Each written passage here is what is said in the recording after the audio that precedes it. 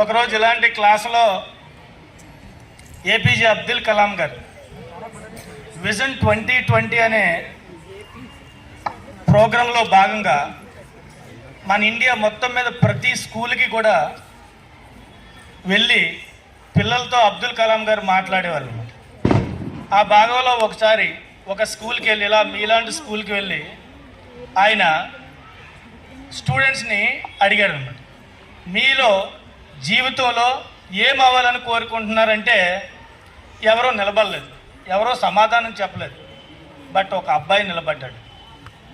ఒకే అబ్బాయి నిలబడి అతను చెప్పింది ఏంటంటే, సార్ నేను మొట్టమొదటి ఫిజికల్లీ ఛాలెంజ్డ్ ప్రెసిడెంట్ అవ్వాలనుకుంటున్నాను అన్నాడు. ఫిజికల్లీ ఛాలెంజ్డ్ ప్రెసిడెంట్ అవ్వాలనుకుంటున్నాను. ఆయన పేరు బోలా శ్రీకాంత్. అతను పుట్టి బ్లైండ్ పర్సన్. ఆయన చిన్నతనంలోనే ఆయనకి జీవితంలో ఏమవ్వాలో ఆయనకి నిర్దిష్టమైన కోరిక ఉంది.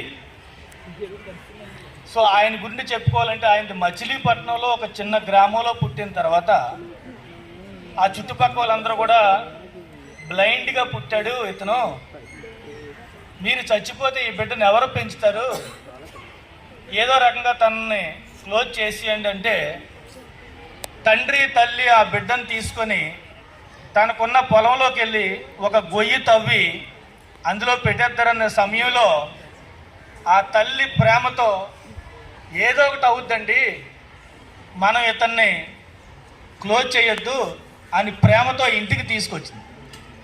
ఇంటికి తీసుకొచ్చిన తర్వాత అతన్ని హైదరాబాద్లో ఒక స్కూల్లో చదువుతున్న టైంలో 10th క్లాస్ ఎగ్జామ్ రాయాలి, కానీ అతనికి ఇంటర్మీడియట్ ఎంపీసీ చదవాలనే కోరిక. కాలేజీలు కానీ ఆయనకి అవకాశం ఇవ్వలేదు. అప్పుడు కోర్టుకి వెళ్ళాడు. కోర్టుకి వెళ్ళిన తర్వాత అవకాశం ఇస్తే ఇంటర్మీడియట్ ఎంపీసీ జాయిన్ అయ్యాడు.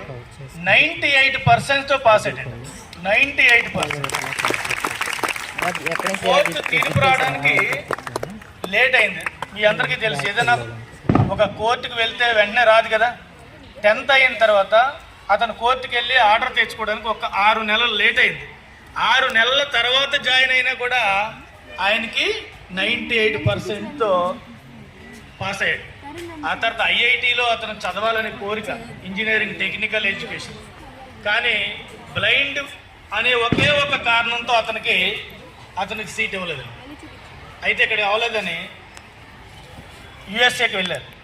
యుఎస్లో ఆయన చదువుకొని ఏపీజే అబ్దుల్ కలాం గారు ఒక లెటర్ రాశారట ఆయన. అంటే అమెరికాలో చదువుతున్న టైంలో, శ్రీకాంత్ నీకు జాబ్ రెడీగా ఉంది, నువ్వు వచ్చి జాయిన్ అవ్వచ్చు అంటే, మీరు రిజైన్ చేస్తే నీ పోస్ట్లో నేను రాష్ట్రపతిగా కూర్చుంటాను సార్, మీరు ఇచ్చే ప్రభుత్వ ఉద్యోగం నాకు వద్దన్నాడు. ఆ తర్వాత ఆయన అమెరికాలో ఎంఎస్ కంప్లీట్ చేసిన తర్వాత ఇండియాకి వచ్చి బాలెంట్ ఇండస్ట్రీస్ అని స్టార్ట్ చేసి ఈరోజు కోట్లు టర్నోవర్ చేస్తున్నాడండి. ఆయన ఆత్మవిశ్వాసం బలం అవ్వాలి. కాబట్టి మీరు ఏం చేయాలనుకుంటున్నది నిర్ణయించుకోండి. అక్కడితో ఆయన ఆగిపోలేదండి. ఎక్కడైతే గొయ్యి తీసి తనని పాతి పెట్టాలనుకున్నారో అక్కడే మంచి విశాలమైన బిల్డింగ్ కట్టుకొని అదే బిల్డింగ్లో నివసిస్తున్న ఇంటికి. జీవితం అంటే అది ఆలోచించండి. ఎక్కడైతే మనం అనుకువగా ఉండిపోతున్నామో అక్కడే మనం నిలబడాలి, అక్కడే మనం కనబడాలి, అక్కడే మనం వినబడాలి. అప్పుడే మనం మోడల్ అవుతాం, అందరూ మనల్ని అనుసరిస్తారు.